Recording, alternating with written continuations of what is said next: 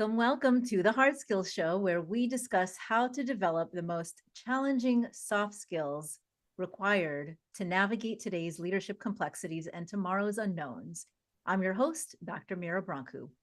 My new Millennials Workbook for Navigating Workplace Politics, just recently published as a #1 new release in business and organizational learning on Amazon. Get your copy today. I have it with me. It's so exciting if you're watching this live or the recording. It's super, super exciting. So to that end, season 6 through 9 are all dedicated to this topic. And season 6 in particular is all about positive politics.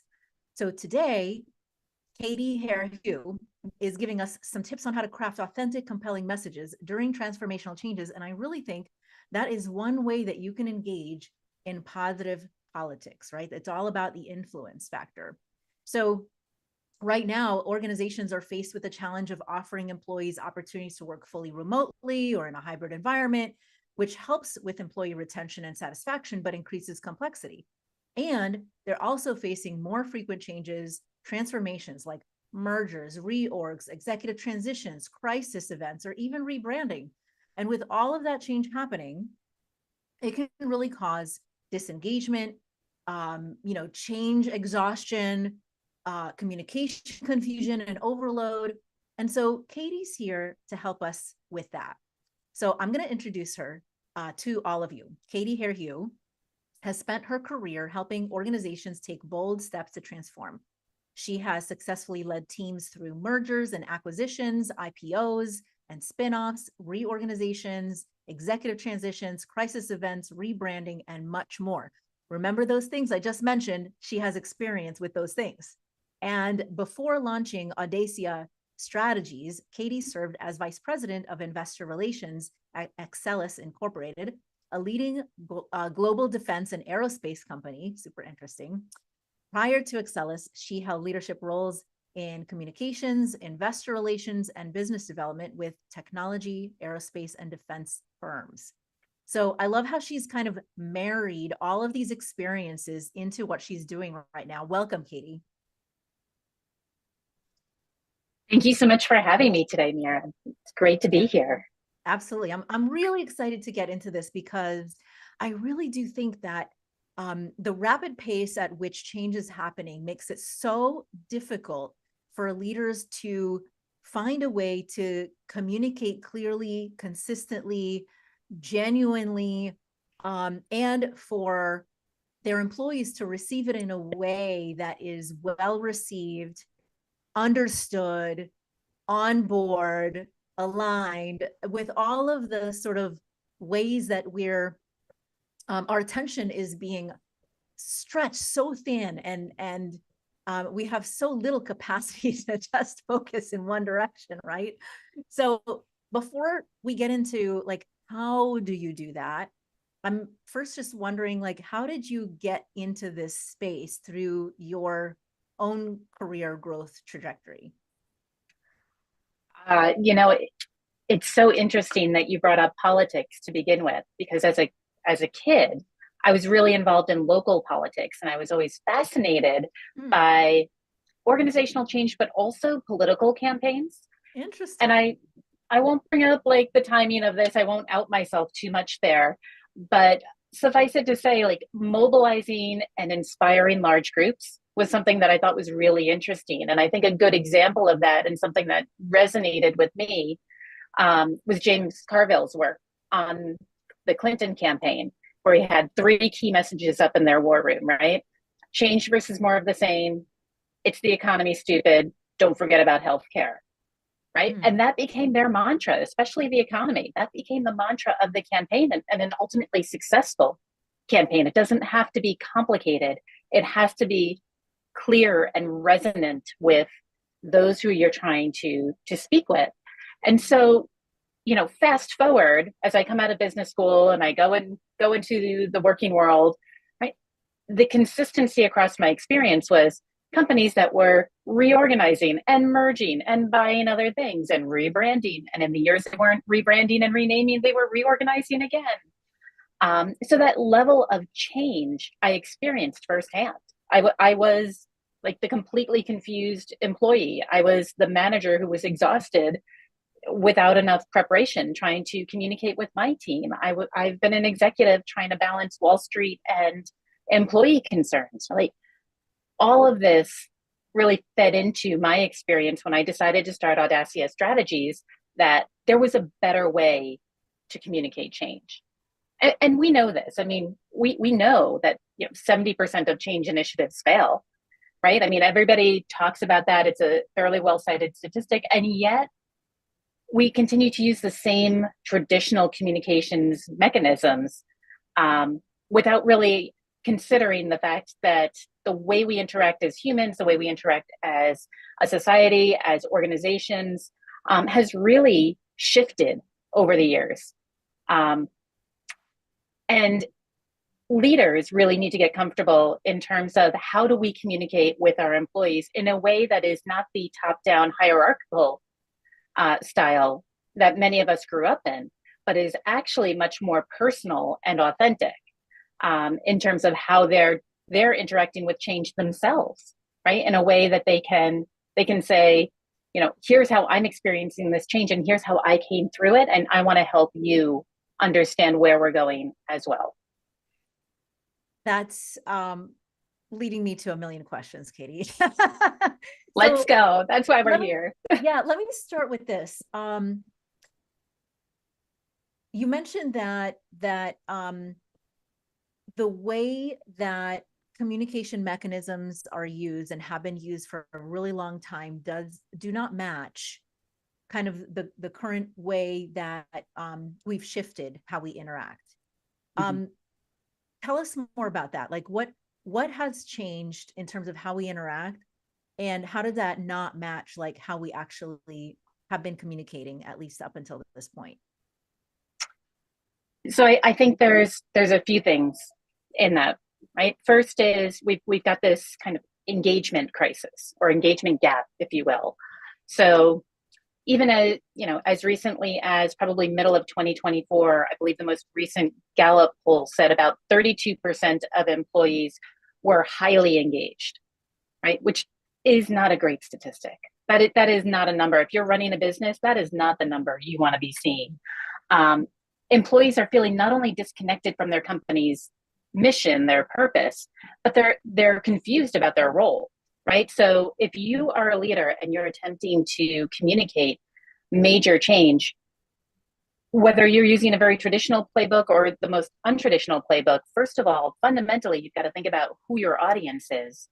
And if they are disconnected from your organization and why that organization exists, and they're uncertain about their role, if you're trying to talk to them about change, that's like building a house on shifting sand, right? It's just not, it doesn't work. The other piece is you've got kind of that leadership readiness gap. And I referenced that a little bit, that leaders aren't necessarily comfortable talking about change. And so they tend to rely on highly scripted talking points and, top-down corporate level messages, and we'll send that out to everybody, and now they know. And that's because, like 70% of managers have never received formal training in leading hybrid teams or in change itself. And what that means is that we're asking leaders to guide communications during a time where they've received no training whatsoever. And also because they just simply don't understand how to impart the experience to their teams. There's a concept that we tend to talk about at Audacia quite a bit that we call the curse of knowledge. And so leaders, right, we'll sit in meetings, a lot of meetings, whether it's like this or in person in a great big boardroom, and they will talk about the strategy of the company, right, and why things need to change. And they'll have meetings for months, sometimes years, on a particular change topic. And they finally get to the moment where they can share this big change, reorganization, acquisition, whatever it is, with the rest of the world. And they can't bring their team along with them. It is new information to everybody else, but they have been talking about it for so long. that it seems absolutely natural. And how could you possibly not know what I'm talking about, Mira, right? Yeah, This is, absolutely. we've been talking about this for a year, right? And in the meantime, you're sitting on the other end of that conversation going, I learned about this in an email at 9 a.m., right? Like, what are you talking about? Right. Yeah. Yeah, absolutely. That reminds me of the framework that we use in the DISC work of leaders. It's an assessment. The DISC is an assessment, very well known. But the work of leaders I really like because the framework that they have in there is that when you're talking about change and when you're implementing change, you go from vision to alignment to execution. And what we find often is that leaders who go too fast, and many do, from vision to execution with insufficient alignment, which is the buy-in, the middle part, often find that the execution starts falling apart. And sometimes it's because people are not on board and they're starting to question and criticize and sabotage and undermine and all of the things to keep the change from happening because it doesn't make any sense whatsoever to them, or they're anxious about it or confused or all of the things that you just mentioned, right? And so what you're talking about is how critical it is to slow down no matter how much work that you've put into the work of visioning, to then slow down and make sure that the communication and the buy-in part of this, the alignment, is that you spend enough time that people have time to chew on it and understand it and catch up to where you are, instead of trying to drag them along and speed them up, but then they're never really truly on board, right? 100%. I mean, there are so many examples of these incredibly beautifully crafted strategies that get announced and they make a big pop and then they just fizzle because whether you want to call it middle management or team leads, they weren't prepared to help guide their teams, and there wasn't discussion of how is this going to really impact, what do I need my team to really understand in order to affect this. And you kind of get to that double betrayal aspect, right? Managers Mm-hmm. feel betrayed by the leadership, that they weren't prepared for this, and they're Mm. being put in front of their teams without appropriate preparation, right? As a people leader of any type, whether that's formal or informal, the one thing you want to be able to do is stand in front of them and feel like you can help guide them through a period of change like this. Um, and so when that can't happen, right, you've broken that trust, and then your your employees, your team, feels betrayed by their managers, who they are closest to on a daily basis, right? So now you've not only got disengagement, now you've got broken trust, right? And Mm. so it's no wonder that that key strategic change doesn't take hold in the way that it was intended to. Yeah, that I've never heard it called that way, double betrayal, but that is a beautiful way to encapsulate the sort of broken trust and placing your managers in untenable situations where they're frustrated with not understanding the why behind why we're doing this, and still feeling like they have to somehow convince or get their folks along, their employees, when they're not completely on board themselves. And you can imagine why so many times the vision from the top of the organization that never gets to employees and the people most likely to have to execute on that vision. And it's like a game of telephone, right? If it's that good, right? So we're reaching an ad break. When we come back, I'd love to move to my other sort of line of inquiry around, like, then how do they start making it more personal, especially like when you have a very large organization, then how, right? So you're listening to the Hard Skills with me, Dr. Mira Brancu, and our guest, Katy, Herr, Hugh. And we air on Tuesdays at 5 p.m. Eastern. So that means if you're listening right now on a Tuesday at 5 p.m., you can find us live streaming at LinkedIn and YouTube, and you can ask us questions live and we'll answer them live. We are at talkradio.nyc, and we'll be right back in just a moment. Are you a conscious co-creator? Are you on a quest to raise your vibration and your consciousness? I'm Sam Leibowitz, your conscious consultant, and on my show, The Conscious Consultant Hour, Awakening Humanity, we will touch upon all these topics and more. Listen live at our new time on Thursdays at 12 noon Eastern Time. That's The Conscious Consultant Hour, Awakening Humanity, Thursdays, 12 noon on talkradio.nyc.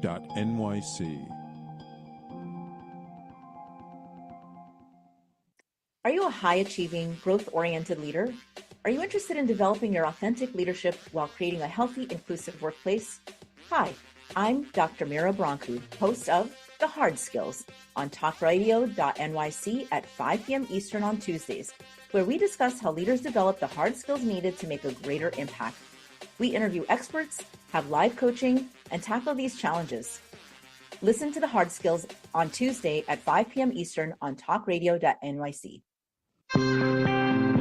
You're listening to Talk Radio NYC. Uplift, educate, empower.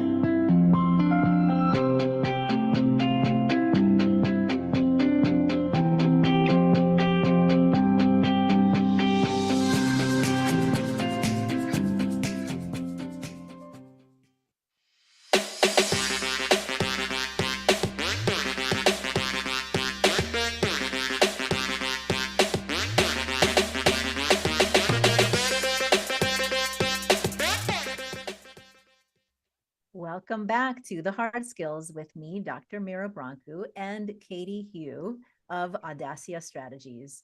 So, Katy, we've been talking about like the sort of traditional unhelpful models of communicating where you've got, let's say executive teams, they're talking about a vision, and then they start communicating it out, and they're communicating it in ways that it feels, disconnected from the employee. It doesn't feel like it's tracking where the employee is in their level of understanding or newness to the new vision.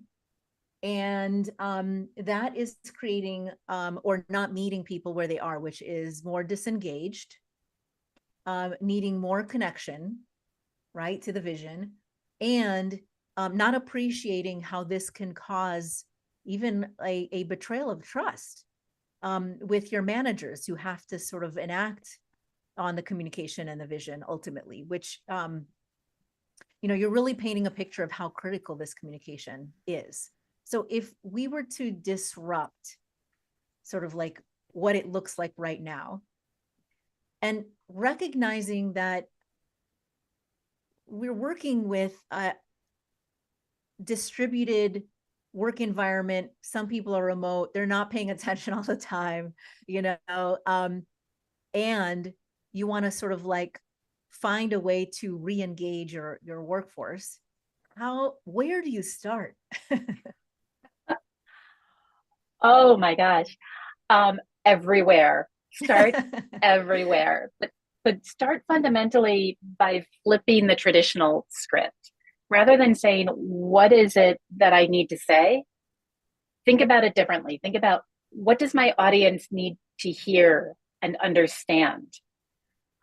What we ask our clients to do, we always say, let's start with what we call feel, know, do, right? Very simplistic, but communication takes a while to sink in for everyone, right? So focusing on the feel initially will help, because it means when the employee walks away and they're like, oh my gosh, my company has been sold, right? Or, oh my gosh, my school is merging with another school. Like, this is massive earth-shattering change. They will only remember that top level message. The rest of it, right? Emotions kick in. How they feel walking out of there. Do they feel cared for? Do they feel understood? Do they feel like there is a plan in place? Do they feel cared for? Do they feel like there is a place they can go to ask questions? Really important. People will not remember what you say. They will remember how you make them feel. It resonates in almost every aspect of life. Mhm. And once you get through that feeling aspect, then what do I need them to know about this change? Right. And then what am I asking them to do with that information? Mhm. And we work through communications effectiveness this way for leaders. And it shifts the entire dynamic, right? I mean, I I wish I could steal this, but I did have a client say it was like taking off the executive megaphone and putting on the employee headphones. Mm, And it was like, oh, I love that. that's Um, great. Yeah. so, but it's true, right? Like, how is this being received? And it also has the benefit of taking, for those who are concerned about public speaking, it shifts the focus, right? It's not about them anymore. It's really about what they're giving to their audience, whether that's customers, employees, students, however you want to think about that. When you shift that focus, then you start to think differently about your channels of communication, right? There are things that will always happen. There will always be emails, there will be text messages, but the more we can recreate and have authentic conversations, whether those are one-to-one, one-to-many, hybrid, but not necessarily scripted, right? Giving space to actually have the conversation, that flow back and forth, changes the dynamic. And this can make some of our clients really uncomfortable. But having the tough conversations, the tough unscripted conversations, those ask me anythings, where you get a really angry, client or employee who says, "WTF over? What were you thinking? Did you think about A, B, and C?" And being able to walk through and say, it sounds like you're really having a hard time with this change. Let me walk through some of the things we've been thinking about, and I'd like to hear more about what you're experiencing. It almost, having that conversation and having others see how that can be handled, that there's space to have those conversations, builds so much trust within the organization, that you can have these conversations, that there are no repercussions, right? And that you can ask the tough questions and move forward. There's a voice in there. It's not happening to you, it's happening with you. Yeah. Yeah. I would love to pull out a couple of things here that you indicated, just to highlight them a little bit more. Number one, that communication nowadays takes more time than before, because of the fact of the increasing complexity and demands on our attention, right? It used to be that, even like in the marketing world, ads, they know, like the advertising industry knows this. Like, it used to take about 7 touch points, right? And those old ads where they like kept repeating the same medicine over and over in its name so that you can remember it, right? Like, the touch points are important. And now I think they say something between 11 and 15 touch points. Now that sounds really exhausting, but it doesn't, like you said, it doesn't have to be exactly the same thing. It doesn't have to be scripted. But you mentioned like communication channels, like in what different ways can I engage with people? Because some people are more, going to be focused on the visual. Some people are going to be focused on like what you sent by email, or, what you said at the town hall, or, whatever. And I I don't think I made this up. Unfortunately, I wish I could claim it, but I think I heard it through one of the pro side change management trainings that I went to. But I say this often: if you're not bored, they're not on board. If you're not bored talking about the change that is happening, they're probably not on board. They haven't heard it enough. So just think about that. Like, and again, it doesn't have to be scripted, but some leaders have this sort of mentality. Well, I said it, and I said it clearly, so don't they understand? No, that's not necessarily the case. It's just because you said it clearly, or just because it's obvious to you, does not mean it was picked up by anybody else, right?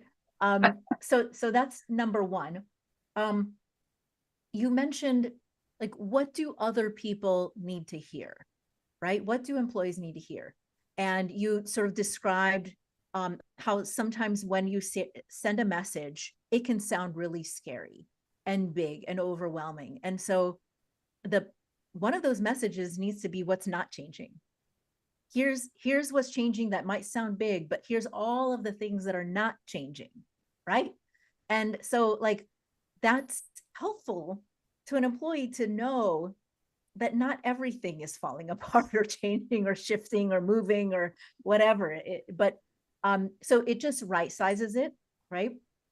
And you also mentioned this sort of sitting with discomfort when people are not happy. And I think that's really, really critical as an emotional intelligence and emotion regulation skill that like leaders don't get that training, when they go through their leadership training, or if they ever get leadership training as part of what they do, right? Some people they move right from technical expert to leadership roles and never have this opportunity. But the exchange of ideas around like listening to people when they're concerned, and sitting with that and not necessarily being defensive or taking it personally or wanting to shut down or dismiss it or invalidate it, but actually just taking it in helps people work through the worries that they have and know that you are there to help them kind of work through that. And I'd love to hear more about that piece. Like, what are your thoughts on that?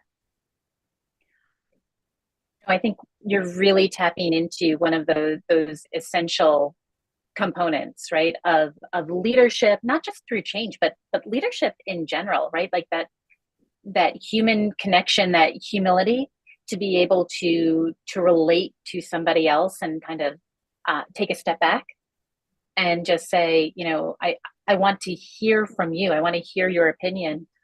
And also to simply say, I don't have all the answers, right? What we work through, we live in a dynamic environment, right? Change is dynamic, strategies, markets, right? All of that changing on a day-to-day basis. To be able to say, great point, I don't have an answer for that, or hey, we're still working through that, right? Like, let me get back to you.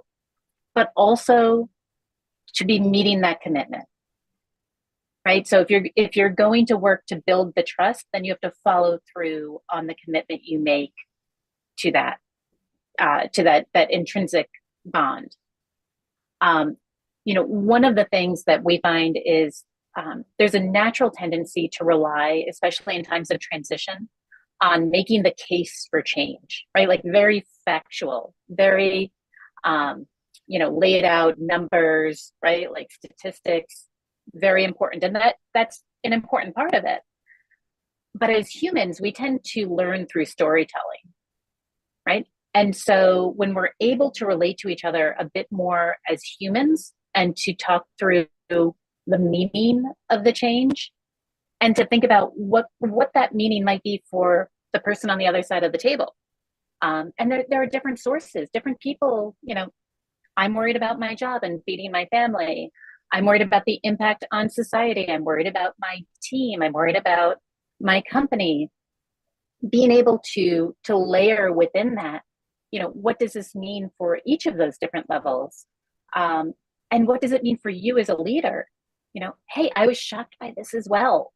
I really had to go home and think about it, come back in the next day. I had a lot of questions, here are some of the questions I had, right? To really be able to share, like, this is not just something that happens overnight.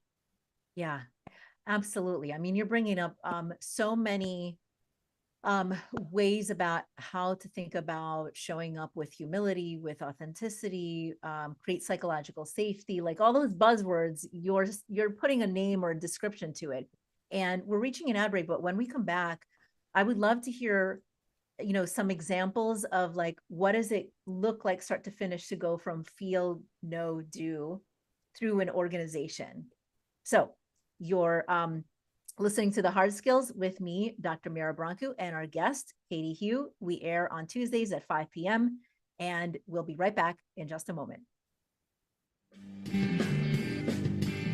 Hey everybody, it's Tommy D, the nonprofit sector connector, coming at you from my attic. Each week here on talkradio.nyc, I host the program Philanthropy in Focus. Nonprofits impact us each and every day, and it's my focus to help them amplify their message and tell their story. Listen each week at 10 a.m. Eastern Standard Time until 11 a.m. Eastern Standard Time, right here on talkradio.nyc. Hi, I'm Linda Marsanico. The A Train to Sedona is a memoir about my journey to love and compassion. It's also the name of my new broadcast on Wednesdays at 12 noon. When we are spiritual, we embrace possibilities and ideas, which strengthen our mind, body, spirit, health, and wisdom. On the A Train to Sedona broadcast, I plan to interview guests who embrace these expansive practices. Join us on Wednesdays at 12 noon on Talk Radio New York City. You're listening to Talk Radio NYC at www.talkradio.nyc. Now broadcasting 24 hours a day.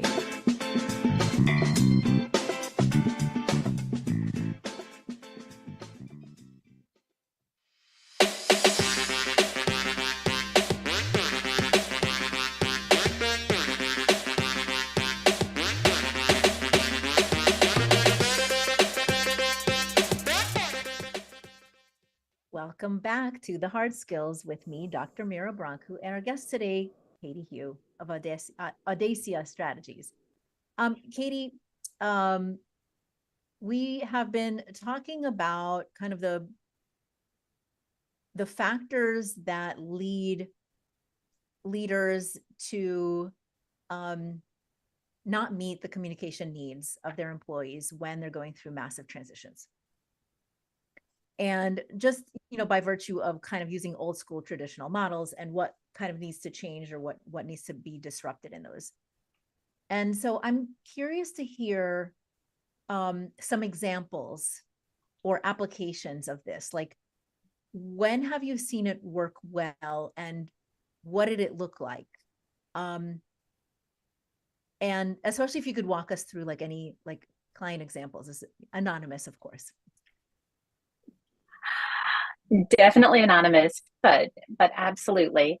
So, and there are let's take this in two different ways. Like there's the planned change. So maybe we start there, right? Because when you get into a crisis situation, things move a little bit differently. True.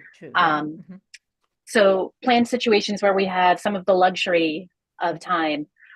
One of the things that we advocate for, if there is enough time, is for our clients to ask the questions even before they start communicating.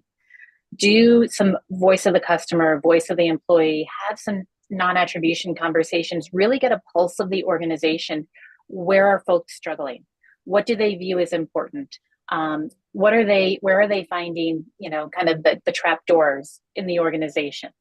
And that can really help get your leadership team kind of out of their own bathwater, or their echo chamber, or however you want to frame that, because again, that curse of knowledge is strong, right? And we've been talking about our strategy for so long. Everybody's got to know it. Nobody knows it.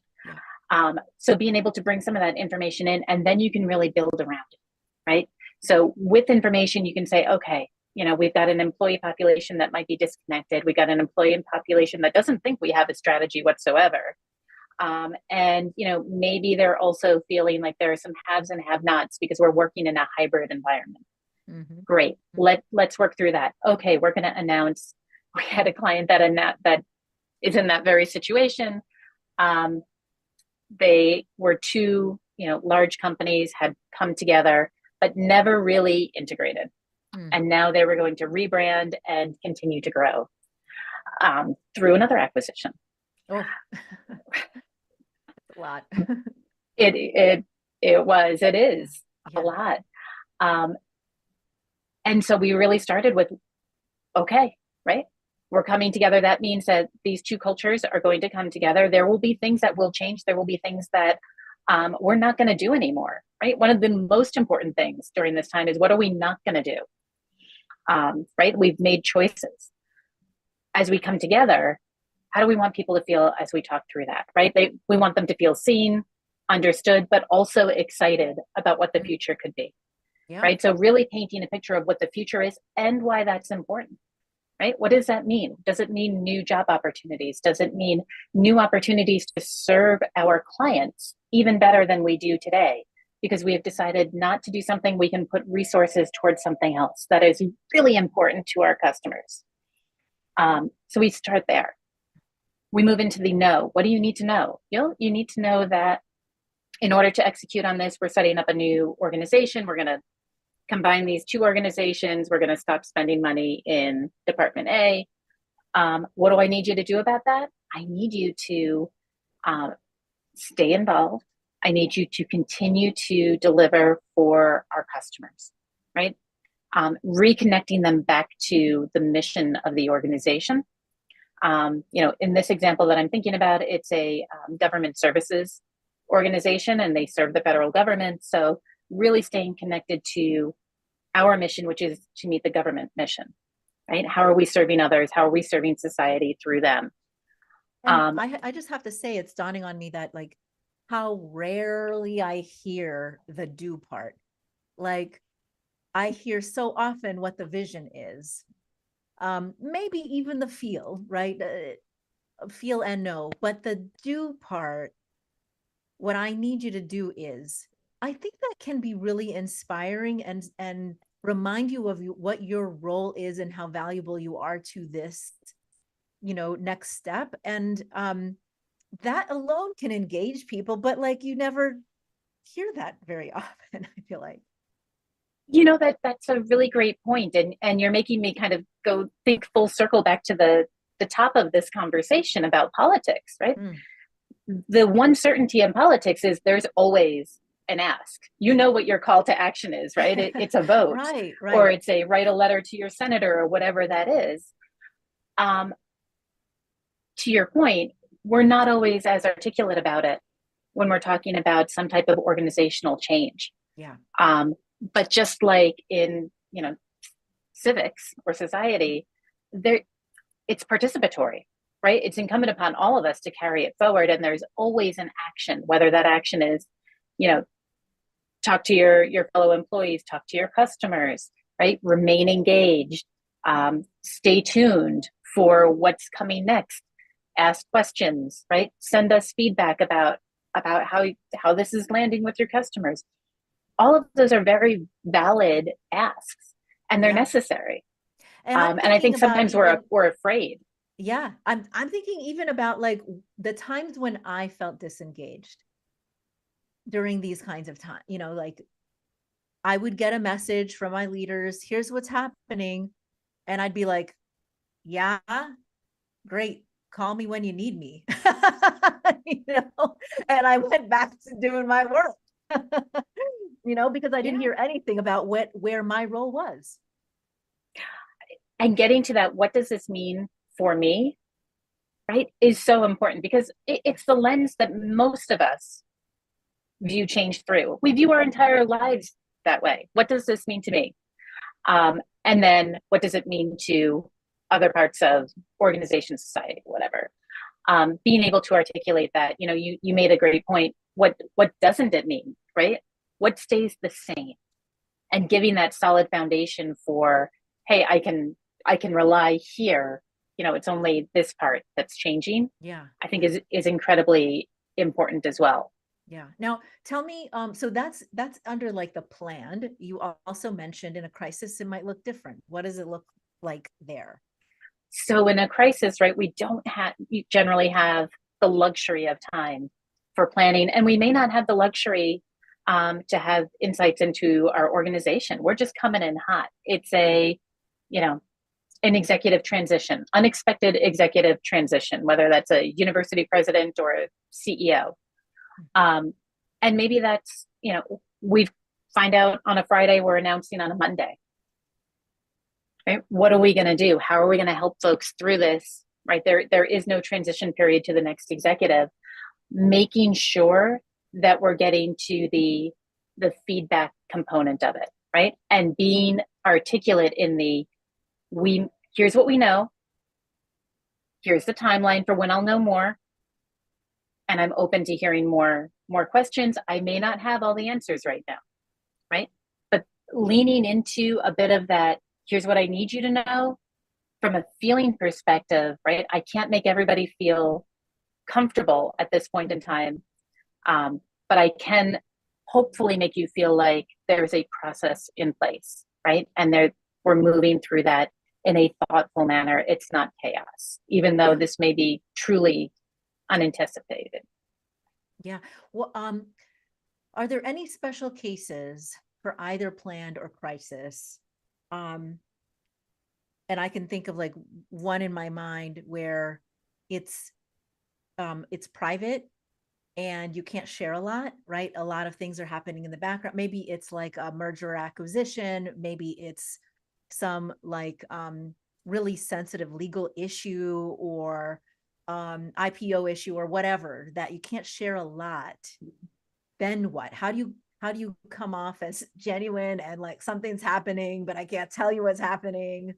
What are your thoughts on that? I think you say what you can say, right?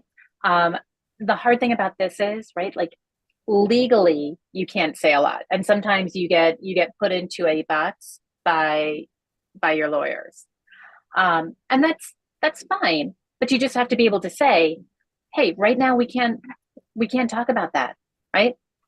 But what I can tell you is here's what's going to happen next for these next few weeks.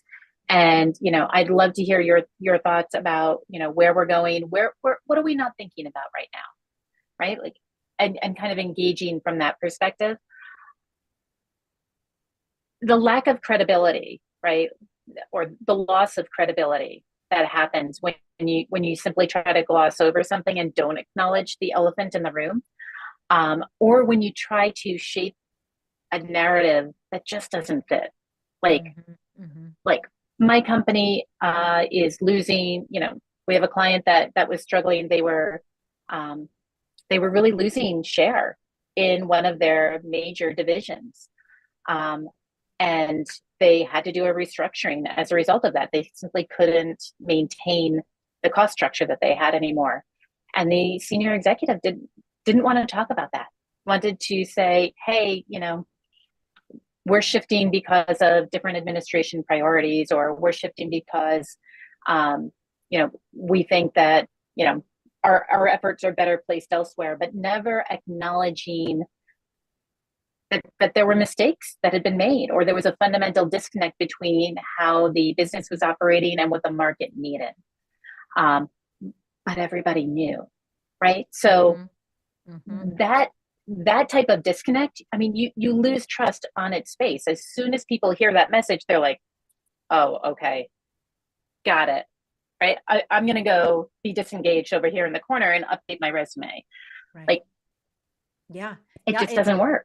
It reminds me of when I was in, management roles and there were HR issues that I couldn't talk about, and employees knew something was happening with another employee, but obviously it's none of their business. It's protected under HR rules, right?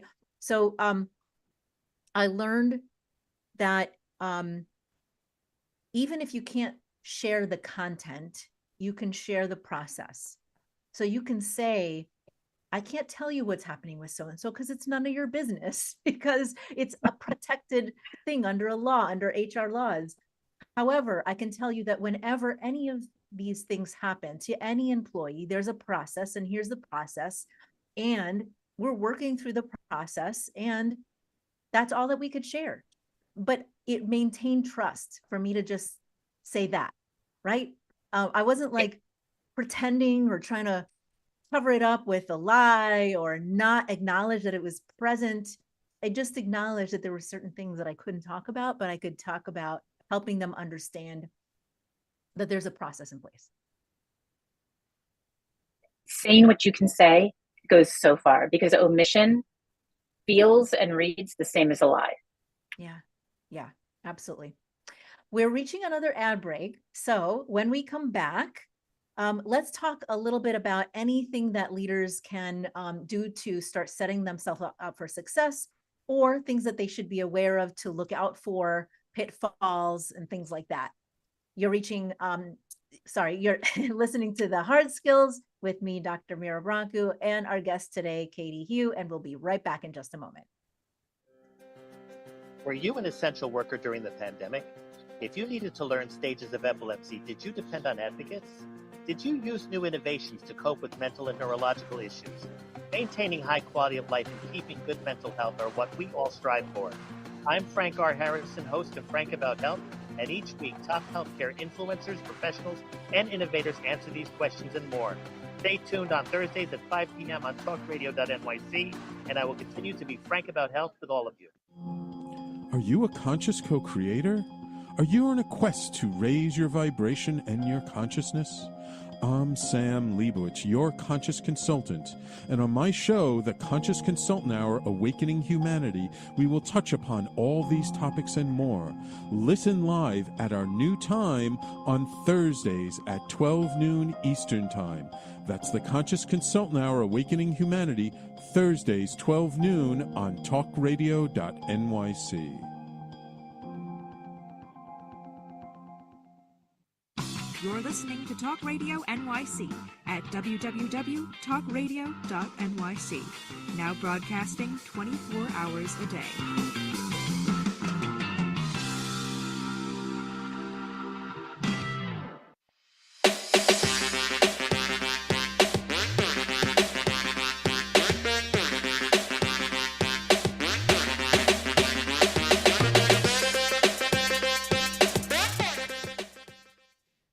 Welcome back to The Hard Skills with me, Dr. Mira Brancu, and Katy Hugh of Audacia Strategies. And she is like a communication guru for massive transformational changes within organizations. And so I would love to hear more from you about what should leaders be focusing on most? What should they be looking out for? How do they sort of get started with all of this? So I think where leaders really need to start is, we talked a little bit about this before, but getting out of their own echo chamber and being aware of when they're getting fed information. Mm-hmm. Being able to have a pulse of your stakeholders, and that could be investors, that could be students, that could be employees, whatever that is in your situation, and it may be multiple stakeholder sets, but making sure you have a real pulse of it will go a long way as you're starting to craft your messaging, because what you can do then is really operate from a position of strength and say, I really understand how we believe this message is going to land, right? How can I best help these stakeholders through the process, right? Come through the change and be really excited about what's next, right? Or be really engaged in what's next, even if excitement is not the first emotion that they're going to feel, but at least they're engaged in it and supporting it. Yeah. Being able to share that with your team goes a really long way, and it really also helps to make it a more human communications process. Yeah, this again, this brings it back to kind of the conversation where we started, which is you sharing how you were really interested in politics and communications around those politics, and it's making me think about how much we've been discussing this in the last election cycle about how well our politicians really understand what we want and how well they're able to connect with us and communicate it to us. And I would love to hear even more connections. Like, what do you see as things that like really good politicians do or have done in the past that have broken that barrier that organizational leaders can sort of like take from, politics into organizational communication? You know what I think? That is, first of all, awesome question. Second of all, I really think that what politics does is certainly now, we don't have rules. In academics and corporate America, it feels like there are a lot of rules. in politics, you can keep it simple. You can get rid of the jargon, right? Like that's exactly what James Carville did, oh God, 30 years ago-ish, right? Change versus more of the same. It's the economy, stupid. Don't forget about healthcare. That's literally all he wrote on that piece of paper on the wall. Mm-hmm. There was no like focus testing on those words, right? There was no 20 people on a committee in a room wordsmithing, the messaging in order to make sure that we articulated for 15 different stakeholders. It was just the message and being really simple and direct about it. And that is hard. It is really hard. It is harder than giving a very long, flowery speech. Yes. And it requires understanding. So I think that's a big piece of it, right? Like get simple, get rid of the jargon, say the thing, but understand the context in which you're speaking. Yeah. And you can have simplicity without understanding. I think that's what I'm hearing from you throughout, is the focus on the audience and what they need and gathering insights to the point where you can create not just a simple message, but a simple message that resonates. So Yes. my final question around this is like, not everybody does that effectively. Like how much effort does it take to get to understanding? That's a big question, but like, what does that take? It takes curiosity, and it takes humility, and it takes a willingness to be wrong sometimes, to get it wrong on the first iteration. And that's, nobody likes to be wrong. And especially as a leader, right? There's this sense, oh my gosh, I've got to get it right. I have to be infallible. Yeah.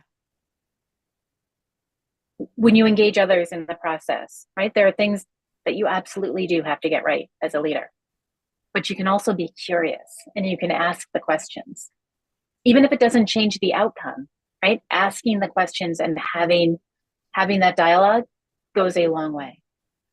To really think about what your audience needs instead of what you need to say or want to say are two completely different processes. Yes. And a lot of leaders feel like they need to present to their audience, to their employees, as, like you said, infallible, highly competent. You can lean on me, you can believe in me, you can trust me. I have it all. But what that compromises is authenticity, curiosity, leaning into learning, which is what you're saying. And the reality is you can demonstrate competence and confidence and still be curious and humble at the same time.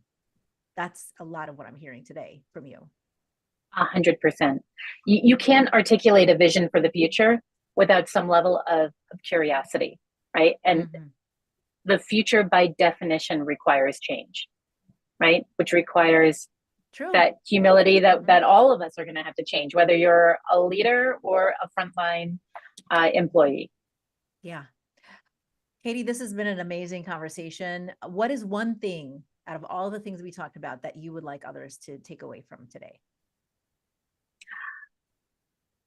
As you think about whatever you need to communicate, whether it is a change or a new exciting promotion, the communication isn't really about perfecting your message. It's about understanding your audience.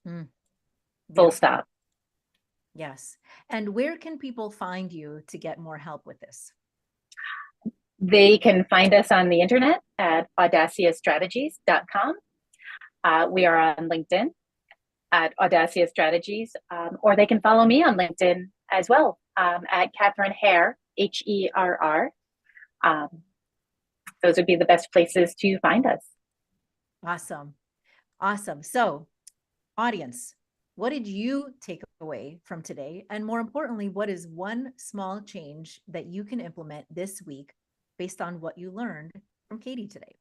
Share it with us on LinkedIn or at talkradio.nyc, where you can find us on LinkedIn and Facebook and Instagram, Twitter, Twitch. You could also find us on Apple, Spotify, and Amazon podcasts. And if you look us up over there, help us increase our visibility, reach, and impact by leaving a review. The stuff that we talk about and that I love to talk about on this show is part of my research-based strategic leadership pathway roadmap that I use to help socially conscious organizational misfits on their leadership journeys. To learn more, you can check us out at www.gotowerscope.com. We also offer structured supportive programs that help leaders avoid being blindsided, manage missteps, navigate workplace politics. As I mentioned, you can get my book. It's out now. Problematic people issues, improving team effectiveness and organizational outcomes, and gain more clarity, agency, and confidence to take the next steps. In other words, all the hard skills you need to navigate leadership complexities. And thank you to talkradio.nyc for hosting. Thank you for joining us today, Katy, Herr, Hugh of Audacia Strategies. Thank you so much for joining us. Thank you for having me. Absolutely. Great conversation, and have a great rest of your day, everyone, wherever you're tuning in from. Bye, everybody.